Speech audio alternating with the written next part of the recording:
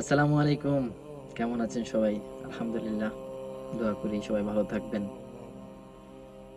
আমরা যারা কথা বলছি, এখন অবধি কথা বলতে পারছি, তারা ছোট অবস্থায় যখন আমরা কথা বলতে শিখতে শুরু করেছি, ধরে নিন বছর ২-১, ২ বছর তো মিনিমাম লেগেই যায় আমরা কথা শিখতে। ঠিক আছে? কথা শিখতে প্রায় ২ বছরের মতো লেগে যায়। কিন্তু কি বলা উচিত? কি কথা বলা উচিত তা শিখতে আমাদের লেগে যায় পুরো সারা জীবনটাই লেগে যায়। কিভাবে? আমাদের কথা তো আমরা বলতেই পারছি। কথা যেহেতু শিখতে পেরেছি আলহামদুলিল্লাহ। কিন্তু কি বলা উচিত? কোন কথা বলা উচিত? কি কথার দ্বারা মানুষ আঘাত পাবে না? কি কথা দ্বারা মানুষ শান্তি পাবে? এই কথাটা শিখতে আমাদের প্রায় সারা জীবনটাই লেগে যায়।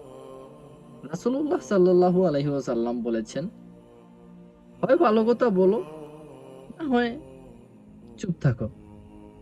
সহিহ হাদিস যেটা। তো আমরা ভালো কথাও বলতে পারি না, চুপও থাকতে পারি না। এটা আমাদের স্বভাব হয়ে গেছে। তো যাই হোক আমরা এটা চেষ্টা করব।